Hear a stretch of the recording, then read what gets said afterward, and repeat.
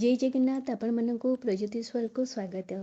देखु आमे प्रतिदिन जो आमे पूजा करूँ सकाळर पूजा हो कि संध्या बेलर पूजा कि अन्य जो पूजा भी हो होम्य होम यज्ञ जेकोसी पूजा गोटे मांगलिक कार्य मध्य आरंभ हुए तो सबुथिरे आमर दीप माने प्रथमे दीप जला जाई थाए।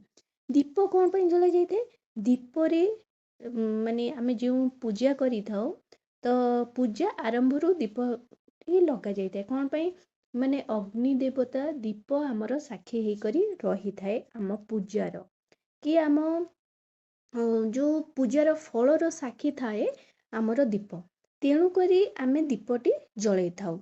तो जेमिति आमे प्रतिदिन ठाकुर को पूजा करूँ पंचदेवतांगर पूजा होता है ता सहित पंच उपचार विधि रे पूजा होता है। पंच उपचार कौन गंध पुष्प दीप धूप नैवेद्य तो सब प्रतिदिन पंच उपचार विधि रे आमे पूजा करता ता भितर मेन होची दीप आउ धूप लगेबा। तो दीप धूप जो आम लगे था बहुत लोक मैंने जानी न था जे दीपटी आमर क्यों माने तार सठिक नियम दीप लगेबार सठिक नियम जान न था कि दीप क्यों तेल रे लगेबे बलिता केतटा पड़िबो क्यों दिगरे मुह रखी माने दीपटी तार जो शिखाटी जलिबो धूप केतटा लगेबे प्रथमे दीप लागिबो ना प्रथमे धूप लागिबो तो से सब नियम माने जाना न थाए। तो से मु आपन ए भिडटी आनी देखु दीपटी आपण लगौंट जिते पूजा पूर्वर माने पूजा आरंभ करने पूर्वर आपण कौन करेंगे पूजा आरंभ रू माने पूजा जिते स्टार्ट करेंगे सेते बेलू ही आमर दीपटी लगी थाए। कारण आपन देखिए जिते आमर ब्राह्मण पूजा करेंगे जेकोसी पूजा हो जिते भी पूजा केवल घर पूजा नुहे बाहर पूजा मंदिर रे पूजा तो पूजा आरंभ रू ही प्रथमे दीपटी लगी थाए। आ दीपटी जिते लगी थाए तले केबे भी घरे पूजा करंतु कि आपण बाहर गोटे दीपदान दियंतु कि तुलसी माँ तुलसी पाखे वृंदावती पाखे भी दीप पूजा करंतु जेकोसी दीप माटी दीप हो कि आपण पितलर दीप हो कि जेकोसी दीप आपण लगौचंदी सब बेले दीप को तले रखिबे नहीं ठीक अच्छे किछिटा आसन दे रखिबे माने देखंतु तले रखिले दीपर जो दाह माने अग्निर जो दाह आमर माँ माटी माने माटी माँ सह्य करि पारंती नहीं तेणु तांको कष्ट हुए तांको यदि कष्ट हबो तो आपनकर से पूजार फल आपनको मिलिबो नहीं। तेणु करी जितेले आपण दीपटी जेकोसी स्थान रे रखुचंती ता तले किछि ना किछि आसन दियंतु सेही आसन आपण प्लेट रो जेकोसी प्लेट पितलर प्लेट हैला ब्रोंज रो प्लेट हैला ताकू दे रखि परिबे नले गोटे फूल दे मध्य आपण रखि परिबे कि फूल चाउल दे रखि परिबे नले गोटे कदली पत्र कि कोनोसी पत्र मध्य देई आपण कोन करिवे दीपटी को रखि परिबे ठीक अछि। तो सब बेले चेष्टा करंतु जे दीपटी आपण किछि आसन देई रखिबे आपण यदि प्रतिदिन दीपटे देउचंती तो ता तळे फूल फूल किछि न देई पाचंती तो गोटे प्लेट छोट प्लेट किन देबे तो सेटा सब बेले तारी ऊपर दीपटी रखिबे ठीक अछि। तो दीपटी सब बेले चेष्टा करंतु पूजा आरंभ रू ही लगेबे दीप पूजा आरंभ रू ही लगेबे तापरे सबू जेतेले गंध पुष्प दे सला परे आपण कोन करिवे धूप लगेबे ठीक अछि। तो आपण जो दीप लगेबे दीपर केतटा बलिता देबे दीपरे कोन करिवे सब बेले दुईटी सलिता बा बलिता आपण जहाँ भी कहिबे तो दुईटी देबे ठीक अछि। तो दुईटी बलिता देबे तो सेही बलिता आपण कोन करिवे देखंतु यदि बलिता केते जण अछंती जे बड़ बलिता जदि अछि ताकू कोन करचंती मझिरु काटी दउचंती तो मझिरु काटी करी सेमिति देबे नहीं जेती बड़ बलिता आसुची सेही बलिता रे ही आपण कोन करिवे दीपटी लगेबे। बलिता माने केते बेले काटी परिबे कि छिंडेई परिबे जदि बलितार माप आपणकर हातर 4 आंगुली ठारू माने मिनिमम 4 आंगुली रहिबा निहाती भाबरे दरकार। जदि आपणको बलिता ता ठारू बहुत बड़ माने 10 आंगुली होउची ताहले आपण 5 आंगुली करी बलिताटी काटी परिबे कि आपणको पाखरे बलितार बंडल अछि काटिबा को पडुची तो सब बेले मापिबे जे जेमती 4 आंगुली ऊपरे हबो तो सेही अनुसार आपण कोन करिवे बलिता ये करिवे ମାନେ କାଟି ପାରିବେ, ନହେଲେ ମଝିରୁ କାଟିବେ ନାହିଁ କି ଛିଣ୍ଡେଇବେ ନାହିଁ। ବଳିତାକୁ 2 ଭାଗ କରି ମଧ୍ୟ ଆପଣ ଦେବେ ନାହିଁ।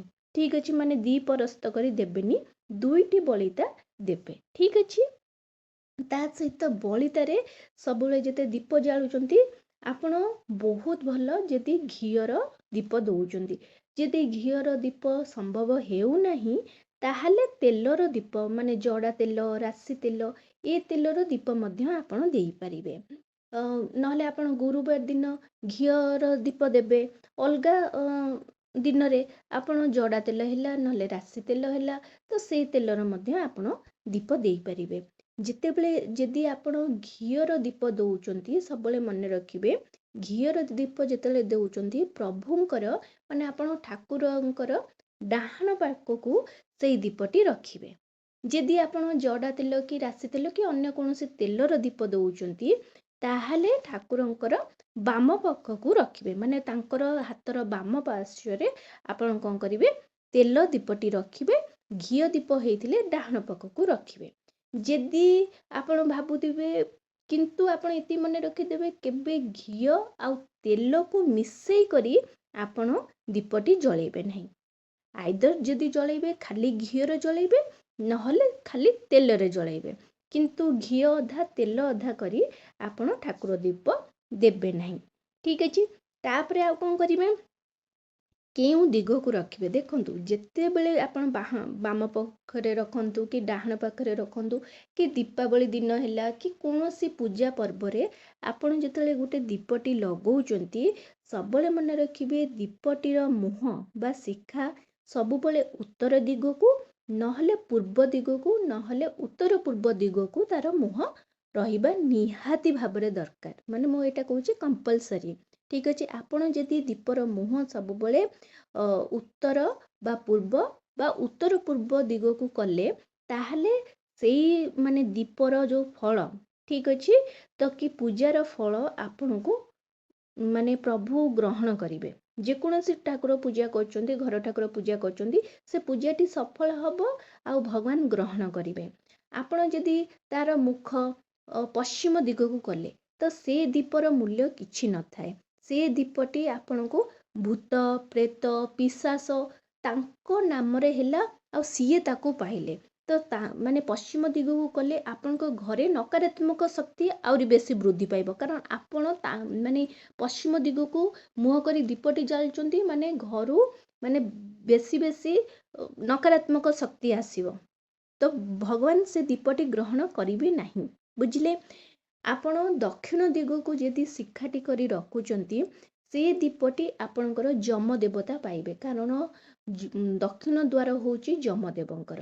ତ ସେଇ ଦୀପଟି ଆପଣଙ୍କର ଯମ ଦେବତା ପାଇବେ। ତେଣୁକରି ଆପଣ ଯେତେବେଳେ ବି ପୂଜା କରୁଛନ୍ତି ବା ମନ୍ଦିର ଯାଉଛନ୍ତି କି କେଉଁଠି ବି ଯାଉଛନ୍ତି, ସବୁବେଳେ ଚେଷ୍ଟା କରିବେ ଆପଣଙ୍କର ଦୀପଟି ସର୍ବଦା ଉତ୍ତର ଆଉ ପୂର୍ବ ମୁଖା ହେଇ ରଖିବେ। ତାର ଶିଖାଟା ଯେମିତି ନିଆଁଟା ଉତ୍ତର ବା ପୂର୍ବ ଦିଗକୁ ଜଳିବ। ସେମିତି ଜଳିଲେ ପୂଜାର ଫଳ ଆପଣଙ୍କୁ ମିଳିବ ଆଉ ସବୁକିଛି ଭଲ ରହିବ। ତାପରେ ଆପଣ କହିଦେଲି ପ୍ରଥମେ ମାନେ ଜଳିବ ଦୀପ।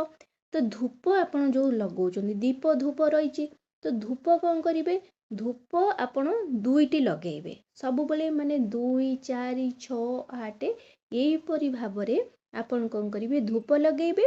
ଆଉ କେବେ ବି 1, 3, 5 ଏଇପରି ଭାବରେ ଲଗେଇବେ ନାହିଁ। ଦୀପଟା ସବୁବେଳେ ଯୁଗ୍ମ ହିସାବରେ ଆପଣ ଲଗେଇବେ। ଏଇପରି ରହିଛି ଆମର ଦୀପ ଧୂପର କିଛି ନିୟମ। ଆଶା କରୁଛି ଭିଡ଼ିଓଟି ଆପଣମାନଙ୍କୁ ବହୁତ ପସନ୍ଦ ଆସିଥିବ। ଯଦି ଆସିଛି ତାହେଲେ ଏହି ଚ୍ୟାନେଲକୁ ଜଲ୍ଦି କରି ଲାଇକ୍, ସେୟାର, ସବସ୍କ୍ରାଇବ୍ କରିଦିଅନ୍ତୁ। ନମସ୍କାର।